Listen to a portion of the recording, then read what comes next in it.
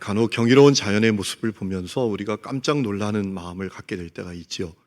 중앙아시아의 단기 선교를 가다 보면 텐산 산맥을 만나게 됩니다. 이 텐산 산맥이 대단한 산맥입니다. 산맥의 길이가 2,000km가 넘습니다. 가장 높은 산, 그 산맥의 가장 높은 산 포베다라는 산은 해발 7,439m나 됩니다. 엄청난 산맥입니다. 비행기를 타고 가다 보면 비행기 아래로 만년설이 뒤덮인 그 천산산맥이 펼쳐지는 것을 봅니다.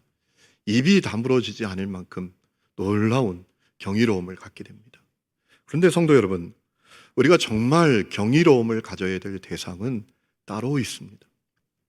무엇입니까? 사람입니다. 사람이 경이로움의 대상입니다. 왜 그렇습니까? 오직 사람만이 하나님의 형상대로 창조되었기 때문입니다. 여러분, 나무도 산도 바다도 대지도 하늘도 하나님의 형상대로 창조되었지 못했지만 오직 사람만이 하나님의 형상대로 창조되었습니다. 창세기 1장 27절에 하나님께서 자기 형상 곧 하나님의 형상대로 사람을 남자와 여자로 창조하셨다라고 했습니다. 그러니까 우리가 정말 경이로움을 가져야 될 대상은 사람인 것입니다. 어거스틴은 그가 쓴 고백록에서 그런 얘기를 한 적이 있습니다. 많은 사람들이 자연을 바라보면서 경이로움을 갖는데 정작 자기 자신을 향해서는 경이로움을 갖지 못한다라는 겁니다. 하나님의 형상대로 지음받은 자기 자신을 향해서 경이로움을 가져야 된다라는 얘기입니다. 사람이 경이로움의 대상이고 사람이 최고의 가치를 지닌 존재다라는 거예요.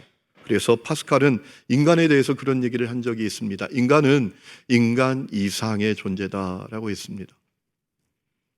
여러분, 그렇기 때문에 사람에게 꼭 반드시 필요한 도움이 있습니다.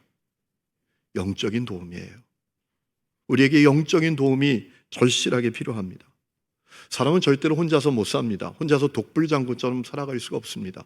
사람은 끊임없이 누군가의 도움이 필요합니다. 그런데 사람에게 가장 필요한 도움은 영적인 도움이에요. 여러분, 지금도 전적으로 타락해서 죄와 저주 가운데 살다가 어느 날 갑자기 세상 떠나면 지옥에서 눈뜰 사람에게 영적인 도움은 얼마나 간절히 절실히 필요합니까? 누군가에게 그에게 십자가 복음을 전해줘서 믿게 하여 구원을 얻게 하는 그 영적인 도움이 그에게 얼마나 절실히 필요합니까? 그래서 성경은 때를 얻든지 못 얻든지 말씀을 전파하라, 복음을 전파하라 라고 하신 겁니다. 또한 십자가 복음 믿고 구원받은 성도에게도 영적인 도움이 절실하게 필요합니다. 왜냐하면 우리가 살아가는 세상이 만만치 않기 때문입니다. 우리가 살아가는 세상에 고난과 시련의 폭풍우가 몰아쳐옵니다. 죄의 유혹이 도처에 도사리고 있습니다. 여러분, 더욱이 우리 육체는 너무나 연약합니다. 골로새 3장 1절에 이런 말씀이 있습니다. 너희가 그리스도와 함께 다시 살리심을 받았으면 위의 것을 찾으라. 너희가 그리스도와 함께 다시 살리심을 받았으면 위의 것을 찾으라. 왜 위의 것을 찾으라고 하신 겁니까? 중요한 이유가 있습니다. 우리 육체가 연약하기 때문입니다. 그래서 골로새 3장 5절에 바로 이렇게 말씀을 하십니다. 땅에 있는 지체를 죽이라. 곧 음란과 더러움과 정욕과 악한 욕망과 탐욕이니 탐욕은 우상 숭배니라. 이것으로 말미암아 하나님의 진노가 임하느니라 라고 했습니다. 우리 육체가 너무나 연약합니다. 그래서 까딱하면 음란함에 빠지고 악한 욕망에 빠지고 탐욕에 빠져서 나도 망하게 되고 너도 망하게 만드는 것입니다. 저 얼마 전에 어떤 분을 만났습니다. 이분이 과거에 교회를 열심히 다녔대요. 근데 지금은 신앙생활이 중단합니다. 교회는 생각하기도 싫다고 했습니다. 왜 그런가요? 라고 이야기를 나누다가 이분이 교회 다닐 때 어떤 분을 믿고 교인입니다. 그에게 8억을 투자했는데 그것이 사기였다라는 것. 여러분, 우리 육체가 그렇게 연약해요. 까딱 잘못하면 탐욕에 사로잡히는 겁니다. 악한 욕망에 사로잡히게 되는 겁니다. 그래서 자기도 망하고 남도 망하게 만드는 겁니다. 그래서 우리에게 영적인 도움이 절실하게 필요합니다. 또한 우리 주위에 십자가의 복음을 물거품으로 만드는 이론과 사상과 거짓 교사들과 이단이 가득합니다. 데살로니가전서 3장 5절 말씀을 보니까 바울이 데살로니가 교회 성도들에게 경계했던 적이 있습니다. 십자가의 복음을 바울이 애써서 전한 것을 물거품으로 만드는 그 가르침들을 경계하라 라고 했던 적이 있습니다. 여러분, 우리가 살아가는 세상엔 하나님을 대적하는 문화와 사상과 이론이 가득합니다. 하나님을 부정하고 불신하는 문화, 사상, 이론이 이 땅에 가득합니다. 어제도 서울시청에서 퀴어 축제가 열렸습니다. 동성애자들의 축제가 서울 한복판에서 열렸습니다. 제가 깜짝 놀란 것은 보수 진보 언론을 말할 것 없이 언론들이 그 축제가 열렸다고 대대적으로 보도를 하더라고요. 아니, 그것이 보도할 일입니까? 제가 얼마 전에 운전을 하고 가다가 KBS 1 라디오 방송을 들었습니다. 공영방송 아닙니까? 공영방송이었기 때문에 제가 충격을 받았습니다. 어떤 동성애자 연예인이 있습니다. 게이 연예인이 있습니다. 그는 가수가 아닌데 음반을 낸 겁니다. 그 음반을 홍보하기 위해서 출연시킨 겁니다. 초청한 겁니다. 그 음반을 틀어주더라고요. 동성애를 찬양하는 노래입니다. 가사가 이런 겁니다. 나는 이태원에서 자유를 맛봤네. 이런 내용이에요. 여러분, 많은 동성애자들이 배변 주머니를 차고 다닌다라고 합니다. 기저귀를 차고 다니는 동성애자들도 많다고 합니다. 왜? 항문의 기능, 관략근의 이 기능을 상실했기 때문입니다. 변이 흘러내리는 겁니다. 동성애 때문에 그렇게 된 겁니다. 언론은 그런 거 얘기하지 않습니다. 원숭이 두창, 에이즈의 그 전염의 주범이 동성애자들인데 그런 거 보도하지 않습니다. 인간의 자유라는 허울 좋은 미명하에 동성애를 미화합니다. 그것이 세상의 문화입니다. 이론입니다. 사상입니다. 여러분, 우리가 까딱 잘못하면, 잠깐 분별력을 갖지 못하면 그런 이론, 사상, 문화에 그냥 휩쓸려 가는 겁니다. 또한 많은 성도들이 구원의 확신이 없이 흔들리고 살아갑니다. 그래서 구원받은 성도에게도 영적 도움이 절실하게 필요한 겁니다. 여러분, 예수를 믿는 사람은 분명히 영생을 얻습니다. 심판받지 않습니다. 사망에서 생명으로 옮겨지게 됩니다. 요한복음 5장 24절에 말씀하셨어요. 예수님의 말씀이에요. 내가 진실로 진실로 너희에게 이르노니 내 말을 듣고 또 나 보내신 이를 믿는 자는 영생을 얻었고 심판에 이르지 아니하나니 사망에서 생명으로 옮겼느니라 라고 했습니다. 여러분, 영생 얻으셨습니까? 여러분, 심판받지 아니하십니까? 여러분, 사망에서 생명으로 옮기셨습니까? 왜 대답을 그렇게 못하십니까?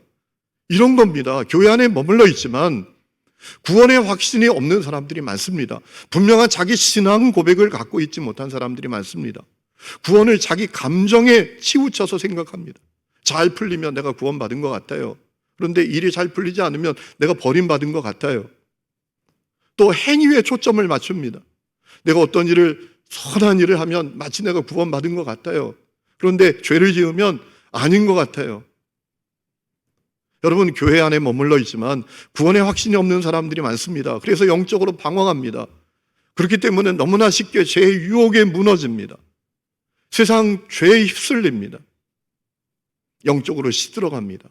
파멸 상태에 이르게 됩니다. 그래서 십자가 복음 믿고 구원받은 성도들에게도 영적인 도움이 절실하게 필요한 것입니다. 성도 여러분, 오늘 여러분은 누구를 영적으로 돕고 계십니까? 여러분이 교회에서 어떤 일을 하느냐, 뭐 피아노 반주를 하느냐, 찬양단을 하느냐, 안내위원을 하느냐, 이런 거 말씀드리는 게 아닙니다. 여러분은 누구를 영적으로 돕고 계십니까? 여러분, 데살로니가 교회는 아주 모범적인 교회였습니다. 바울이 생각만 해도 감사하고 기쁜 교회였습니다. 여러분, 데살로니가전서 1장 2절에 바울이 이렇게 말합니다. 우리는 여러분 모두를 두고 언제나 하나님께 감사를 드립니다. 우리는 기도할 때 여러분을 기억하고 있습니다. 생각만 해도 감사해요. 생각만 해도 기뻐요. 저는 우리 하나님 교회가 누군가에게 그런 교회가 될 수 있기를 축복합니다.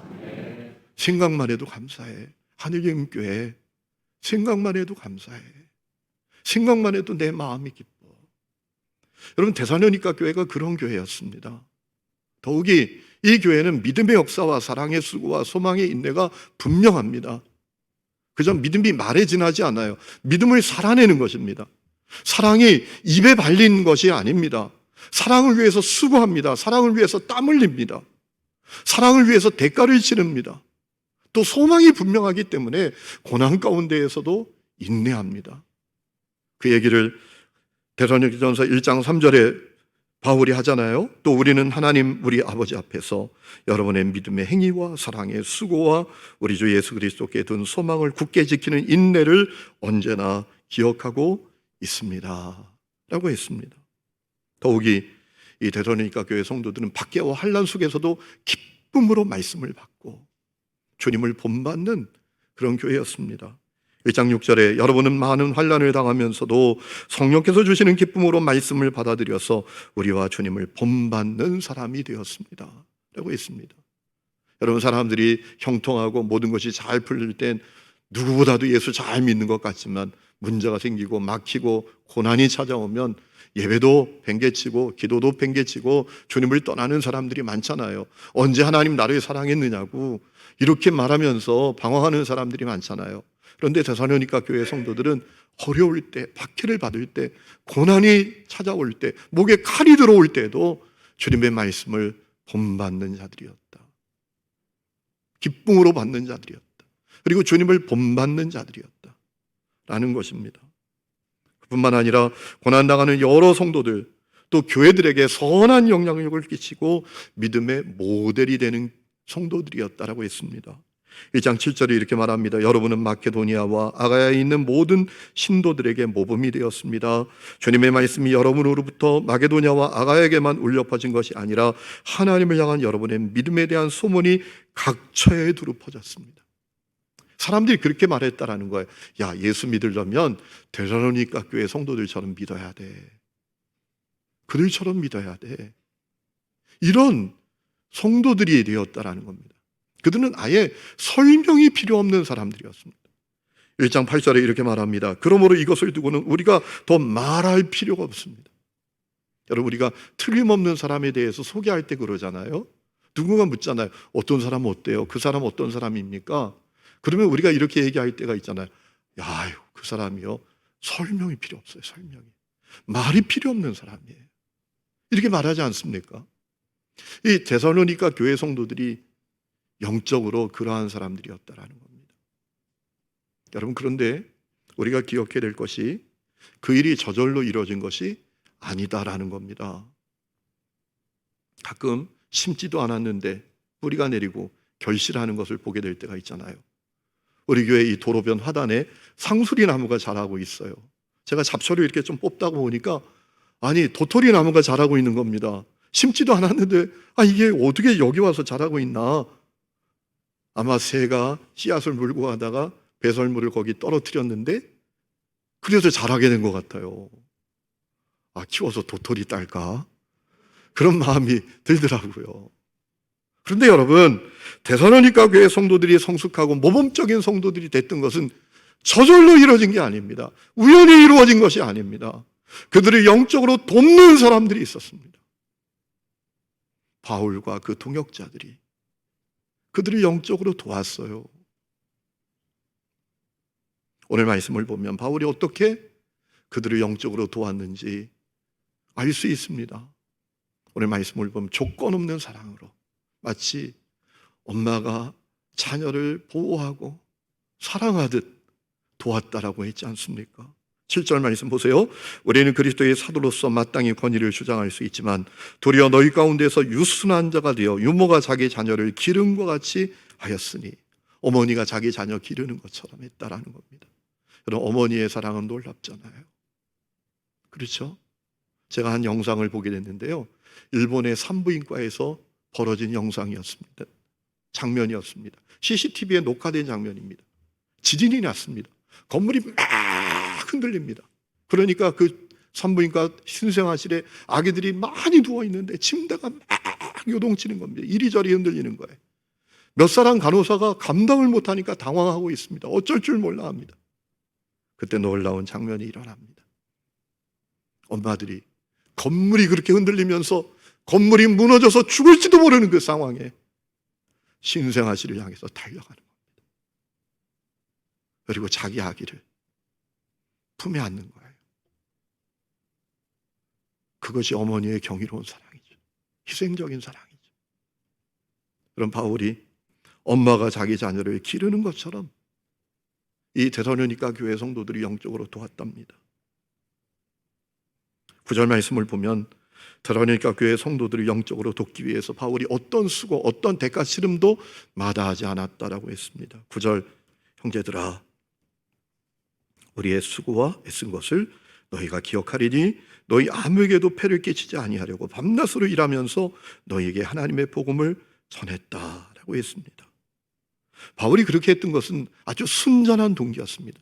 자기의 사사로운 목적을 위해서가 아니었습니다. 가끔 여러분 교회에서 열심히 신앙생활 하는 것 같은데 사사로운 목적을 가진 사람들이 있잖아요. 제가 어떻게 하다 보니까 성북구 교회연합회 회장으로 올해 1년 섬기게 됩니다. 교단마다 돌아가서 저희 교단 대표로 제가 섬기게 되었는데 타교단 목사님을 만났는데 그분이 이런 얘기를 합니다. 안수 집사님들이 연차가 좀 되면 갑자기 신앙생활에 열심을 내고 열심히 교회를 섬기기 시작한답니다. 왜? 장로 투표가 눈앞에 다가왔기 때문에. 사사로운 목적을 위해서 섬기는 거예요.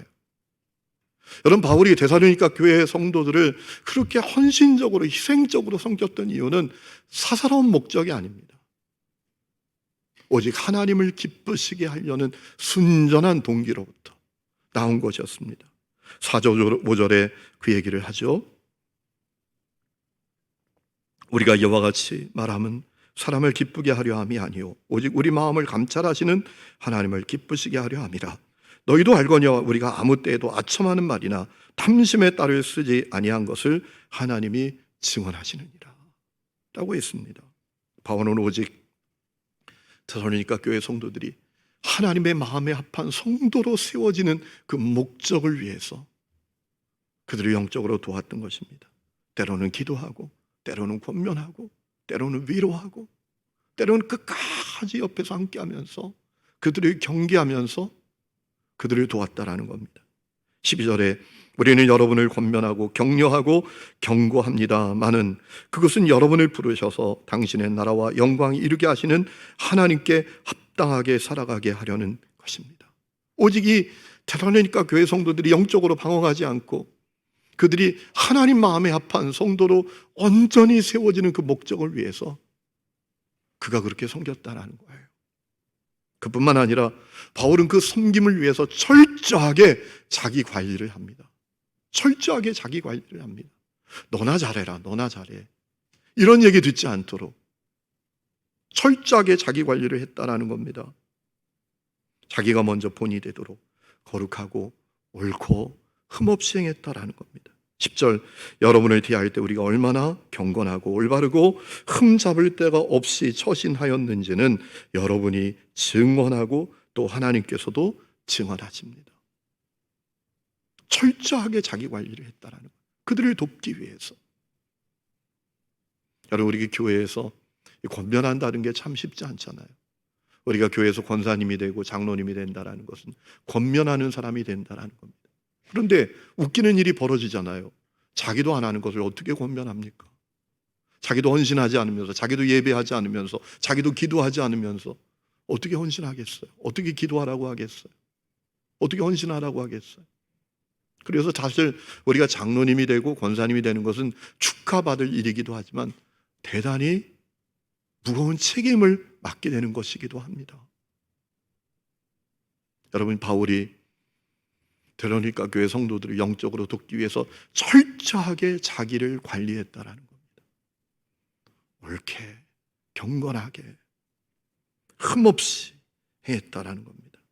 그것은 빌립보 교회 성도들을 향해서도 마찬가지였습니다. 바울이 빌립보 교회 성도들을 향해서는 아예 이렇게 말합니다. 나같이 하십시오. 나처럼 하십시오. 빌립보 4장 9절에 말합니다. 너희는 내게 배우고 받고 듣고 본 바를 행하라. 그리하면 평강의 하나님이 너희와 함께 계실 것이다. 여러분, 이 데살로니가 교회 성도들이 말이 필요 없는 그러한 성숙한 성도들이 되었던 것은 그들을 영적으로 돕는 사람들이 있었기 때문입니다. 여러분, 하나님은 오늘 우리가 그 일을 하기를 원하고 계십니다. 오늘 우리가 사람들이 영적으로 돕는 사람이 되기를 원하고 계십니다. 우리 주위에 하나님과 분리되어서 전적으로 타락한 상태에 머물러 있는 사람들이 많지 않습니까? 그들을 영적으로 돕기를 원하고 계십니다. 우리 주위에 교회 다니기는 하지만 영적으로 시들어가는 사람들, 메말라 있는 사람들, 영적으로 방황하는 사람들, 은밀한 죄에 깊이 빠져 있는 사람들 많지 않습니까? 신앙의 회의를 갖고 마음이 흔들리는 사람들 있지 않습니까? 그들이 영적으로 돕기를 원하고 계시는 겁니다.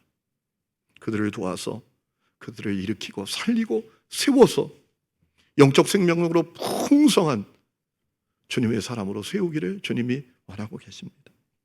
서두에 말씀드렸듯이 사람이 소중합니다. 여러분, 성경은 한 사람이 얼마나 소중한지 우리에게 분명히 가르쳐 주시잖아요. 여러분, 누가복음 15장 말씀을 보면 양 한 마리, 그리고 70드라크마 비유, 그리고 70 아들의 비유가 연속적으로 나오고 있지 않습니까? 어떤 사람이 양이 100마리가 있습니다. 한 마리 잃어버렸습니다. 그러면 찾을 때까지 찾지 않겠느냐고 말씀하셨습니다. 어떤 여인이 드라크마 10이 있습니다. 근데 하나를 잃어버렸습니다. 그렇다면 찾을 때까지 찾지 않겠느냐고 말씀하셨습니다. 어떤 사람에게 두 아들이 있습니다. 한 아들이 집을 나갔습니다. 방탕하게 살아갑니다. 그러면 그 아들이 돌아올 때까지 간절히 그 아들을 기다리고 돌아오면 큰 잔치를 벌이지 않겠느냐고 주님이 말씀하셨잖아요. 그 비유가 연속적으로 나옵니다. 여러분, 그 세 가지 비유의 핵심은 하나입니다. 한 사람이 소중하다. 한 사람이 소중하다. 더욱이 그 한 사람이 하나님의 형상을 입은 모습으로 회복되고 영적 생명력으로 풍성하게 되고 존귀하고 거룩한 주님의 사람으로 세워지는 것은 너무나 소중하다라는 것입니다. 그래서 하나님께서는 우리가 다른 사람을 영적으로 돕는 사람들이 되기를 원하고 계시는 것입니다. 여러분, 다른 사람을 재정적으로 돕고 육체적으로 돕고 이런저런 모습으로 돕는 것 참 중요하지만 정말 중요한 도움은 그를 영적으로 돕는 거란 말입니다. 예수님께서 마태복음 28장 19절에 말씀하셨습니다. 너희는 가서 모든 민족을 제자로 삼아 아버지와 아들과 성령의 이름으로 세례를 베풀고, 그 다음에 중요한 말씀을 하셨죠. 내가 너희에게 분반 모든 것을 가르쳐 지키게 하라. 사람을 영적으로 도우면서 살아라 라고 하신 말씀이에요. 여러분, 사실 우리가 다른 사람을 영적으로 돕는 일은 우리 자신에게 너무나 축복된 일입니다. 왜냐하면 주님이 분명히 말씀하셨습니다. 너희는 먼저 그의 나라와 그의 의를 구하라. 그리하면 이 모든 것을 너희에게 더하시리라. 우리가 주님의 나라를 구하면 먹고 사는 문제, 무엇을 입을까 먹을까 마실까, 이 문제 주님이 다 책임져 주신다라는 겁니다. 여러분, 주님의 나라를 구한다라는 게 뭡니까? 한 사람이 하나님의 사람으로 세워지게 되는 거죠. 한 사람만 하나님의 형상대로 온전히 세워지면 어떤 일이 벌어집니까? 그의 삶의 자리가 달라집니다. 그의 가정에 하나님의 나라가 임합니다. 그의 직장에 하나님의 나라가 임합니다. 그가 있는 삶의 자리에 하나님의 나라가 임합니다. 그러므로 우리가 다른 사람을 영적으로 돌보는 일은 하나님의 나라를 구하는 겁니다. 주님께서 모든 것을 더해 주신다라고 했어요. 그러니까 우리가 다른 사람을 영적으로 돕는 것은 너무나 복된 일입니다. 그리고 우리에겐 너무나 보람된 일이기도 합니다. 왜냐하면 내가 영적으로 도운 그 사람이 또 다른 사람을 도와 살리는 사람들이 되고 사는 사람이 불처럼 일어나기 때문입니다. 그래서 디모데후서 2장 2절에 보면 바울이 디모데에게 말하죠. 너가 많은 증인 앞에서 나에게 들은 바를 충성된 사람들에게 부탁하라. 그들이 또 다른 사람들을 가르칠 거다. 살려라. 그러면 살리는 역사가 있게 될 거다 라는 말씀 아닙니까? 여러분, 250의 법칙이라는 게 있습니다. 250의 법칙이라는 건 뭐냐면 사람은 누구나 자기의 결혼식이나 아니면 가족의 결혼식이나 장례식 같은 인생의 중요한 순간에 초대할 250명의 관계를 갖고 있다라는 겁니다. 그것이 250명의 법칙이에요. 여러분도 다 그럴 거예요. 여러분이 중요한 행사가 있어요. 그러면 초청할 만한 그런 관계를 가진 250명의 사람들은 우리에게 다 있다라는 겁니다. 250명의 법칙이에요. 그렇기 때문에 한 사람을 살리면 그를 통해서 수많은 사람들이 살아나게 되는 거예요. 그래서 우리가 다른 사람을 영적으로 돕는 것은 너무나 위대한 일입니다. 소중한 일입니다. 주님이 위대하게 여기시는 일입니다. 여러분, 주님은 위대한 일, 소중한 일을 거창한 것으로 여기시지 않습니다. 폼나는 게 위대한 일이 아닙니다. 사람들 앞에 보란듯이 드러나는 게 위대한 일이 아닙니다. 보이지 않지만 다른 사람을 영적으로 돕는 것, 그것이 위대한 일입니다. 그가 살게 되면 놀라운 살림의 역사가 그를 통해서 일어나게 될 것이니까. 사랑하는 성도 여러분, 오늘 여러분은 누구를 영적으로 돕고 계십니까? 로마서 16장 말씀을 보면 바울이 로마에 있는 성도들 가운데 여러 사람들의 이름을 언급합니다. 여러 사람들의 이름을 호명합니다. 브리스가와 아굴라, 에베네도, 많이 수고한 마리아, 안드로니고, 유니아, 암볼리오, 우르바노, 스다구, 아벨레, 아리스토와 그 권속, 헤로디온, 나기스의 가족, 두르베나, 두르보사, 버시, 루프와 그 어머니, 아순그리도, 블레곤, 험에, 바도로마, 허마와 함께한 형제들, 빌롤로고, 울리아, 네레오와 그 자매, 올룸바와 함께한 성도들. 여러분 띄워드렸잖아요. 이름만 구체적으로 아는 사람들이 26명이나 됩니다. 이들이 누굽니까? 바울을 통해서 영적인 도움을 받은 사람들입니다. 그래서 하나님의 형상을 입은 그대로 온전히 세워진 사람들입니다. 살게 된 사람들입니다. 로마서 16장은 우리에게 질문합니다. 당신이 호명할 이름은 누굽니까? 당신이 언급할 이름은 누굽니까? 라고 우리에게 묻습니다. 요즘 우리 교회 성도들 가운데 병든 가족들, 특히 연로해서 육체적으로 정신적으로 쇠약하고 병든 부모님들을 돌보는 성도들이 많이 있는 것을 봅니다. 그 돌봄의 시간이 너무나 길어져서 지치고 힘들고 너무나 괴로워하고 고통스러워하는 모습을 보면서 안타까움을 가집니다. 어느 날 그런 생각이 들었습니다. 왜 하나님께서 그들에게 그런 어려움을 겪게 하실까? 왜 그런 고통을 겪게 하실까? 그런 마음이 들었습니다. 하나님께서 그들에게 하나님이 하시는 제자 훈련을 하시는 게 아닐까? 얄팍한 교재로 하는 제자 훈련 말고, 사람이 기획한 프로그램으로 하는 제자 훈련 말고, 하나님 행하시는 제자 훈련을 하시는 게 아닐까? 하나님 행하시는 제자 훈련이 진짜 제자 훈련이죠. 하나님이 그들에게 하나님 행하시는 제자 훈련을 하시는 것이 아닐까? 그들이 하나님께서 기뻐하시는 온전한 모습으로 세워지도록 제자 훈련을 하시는 것이 아닐까? 그런 마음이 들었습니다. 중세의 한 현자가 이런 이야기를 한 적이 있습니다. 사람에겐 두 가지 힘이 있답니다. 첫째는 아는 힘입니다. 두 번째는 사랑하는 힘입니다. 아는 힘을 가진 인간에게 하나님은 영원히 알 수 없는 존재지만, 사랑하는 힘을 가진 인간에겐 하나님은 완전히 알 수 있는 존재다 라고 했습니다. 병들고 약한 부모님, 가족을 사랑하면서 하나님의 사랑을 알게 하시는 제자 훈련을 하게 하시는 것이 아닐까, 그런 마음이 들었습니다. 여러분, 우리가 다른 사람을 영적으로 돕는 것도 똑같습니다. 다른 사람을 영적으로 돕는 것이 결코 쉬운 게 아닙니다.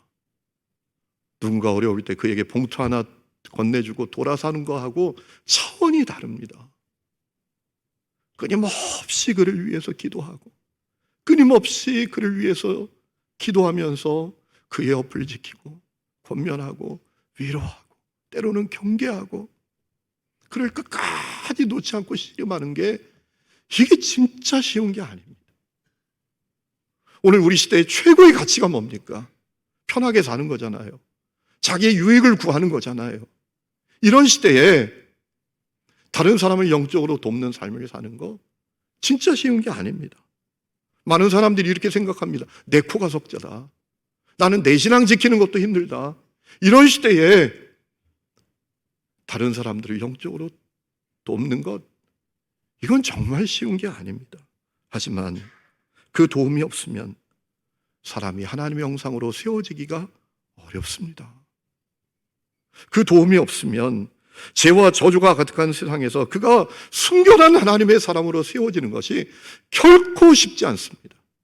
교회 왔다 갔다 하는 교인이 될지는 모르지만 하나님이 기뻐하시는 순결한 성도로 세워지는 건 결코 쉬운 것이 아닙니다.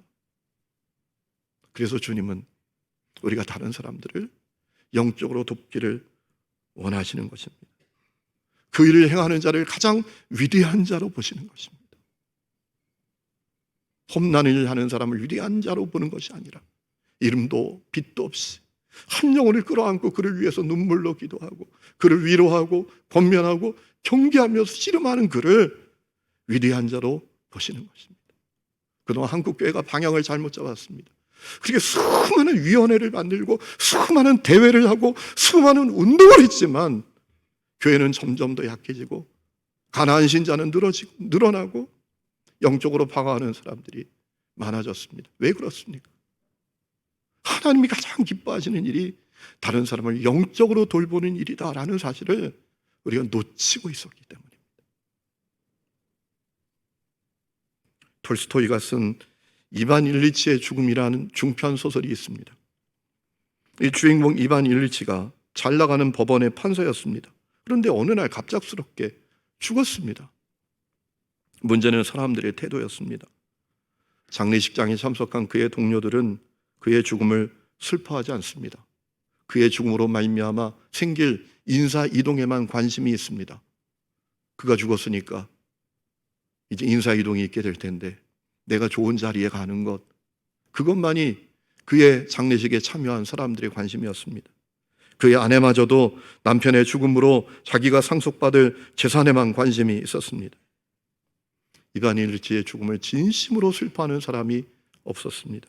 그것이 죽음보다 더 슬픈 것이었습니다. 그런데 그는 특별히 잘못 살지 않았습니다. 특별히 비도덕적이거나 탐욕적이지도 않았습니다. 하지만 중요한 사실이 있었습니다. 그것이 그의 장례식에 참여했던 사람들의 모습이 이반 일리치의 모습이었습니다. 그는 진정성 없이 적당히 살았습니다. 사람들에게 욕먹지 않을 만큼만 살았습니다. 건성으로 사람들을 대했습니다. 진정성 없이 적당히 살았습니다. 아내와 결혼한 이유도 아내를 사랑했기 때문이 아니라 아내가 상류층 사람들에게 인정받는 여성이었기 때문이었습니다. 그에게 아무도 돌을 던질 수는 없었지만 그는 적당히 살았습니다. 그것이 이반 일리치의 삶이었습니다. 여러분, 오늘 우리가 그처럼 살고 있지 않습니까? 마태복음 5장 41절에 주님께서 말씀하셨습니다. 누구든지 너를 억지로 오리를 가게 하거든 그 사람과 심리를 동행해라. 이 말씀은 자선에 대한 말씀이 아닙니다. 복지에 대한 말씀도 아닙니다. 영적으로 돕는 삶을 살아야 되는 문제입니다. 오늘 말씀을 준비하면서 떠오르는 얼굴이 하나 있었습니다. 저 중학교 때 교회 학교 선생님, 불안 환경 때문에 많이 방황했습니다. 중학교 2학년부터 3학년까지 아니 못 먹는데도 왜 그렇게 키가 크는지 1년에 17cm가 크는 겁니다. 병원에 갔더니 의사 선생님이 야, 너 뼈 자라는 것을 물렁뼈가 못 따라 자란다. 그래서 다리가 그렇게 아픈 거다라고 하더라고요. 여러분, 제가 중학교 3학년 때 키가 거의 지금의 키에 가깝습니다. 그러니까 얼마나 유혹이 많았습니까? 저를 돌봐주는 사람 없습니다. 너무 불안합니다. 방황합니다. 막 나가는 인생을 삽니다.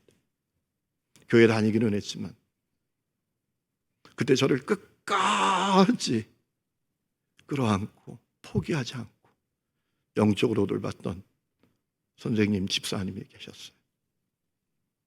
저를 위해서 끊임없이 기도하고 끝까지 위로하고 끝까지 경계하고, 그래서 제가 중학교 3학년 때 예수님 만났습니다. 그래서 목사가 됐습니다. 수많은 사람들을 살리게 되었습니다. 여러분, 여러분이 이렇게 복된 믿음의 길을 걷게 되는 것은 저절로 된 것이 아닙니다.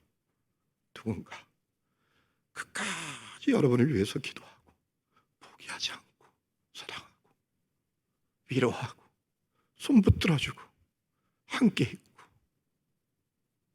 여러분을 포기하지 않았던 그가 있었기 때문입니다. 주님이 말씀하십니다. 이제 너가 그렇게 살아야 된다. 대단한 일에 관심 갖지 말고, 폼나는 일에 관심 갖지 말고, 이름 드러나고 얼굴 드러나는 일에 관심 갖지 말고, 뭐 대회, 운동, 위원회 이런 데 관심 갖지 말고, 하나님의 형상을 잃어버린 그 영혼, 교회 다니지만 심령은 다 시들어 있는 그 영혼, 주님을 떠나서 방황하고 있는 그 영혼, 그 영혼을 영적으로 돌보는 삶을 살아야 된다 라고 말씀하고 계십니다. 그 부르심에 응답하는 모든 성도들이 될 수 있기를 주의 이름으로 축원합니다. 우리 시간에 찬양 부르고 기도하겠습니다. 가사를 생각하면서 부릅니다. 아버지, 당신의 마음이 있는 곳에 나의 마음이 있기를 원합니다. 아버지, 당신의 눈물이 있는 곳에 나의 눈물이 있기를 원합니다. 주님의 마음은 어디에 있습니까? 잃어버린 영혼에게 있습니다. 영적으로 방황하고 있는 사람들에게 있습니다. 예배도 기도도 주님도 다 잃어버리고 시들어가는 영혼들에게 있습니다. 우리가 그들을 영적으로 돕는 사람이 되기를 소원하는 마음으로 이 찬양을 주님께 올려드립시다.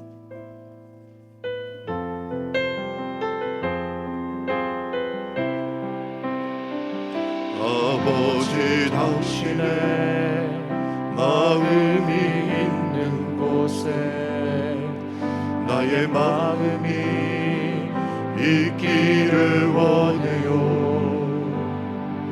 아버지, 당신의 눈물이 고인 곳에 나의 눈물이 고이길 원해요. 아버지, 당신이 바라보는 영혼에게 나의 눈물이 향하길 원해요. 아버지, 당신이 물고 있는 어두운 땅에 나의 두 발이 향하길 원해요. 나의 마음이 아버지의 마음을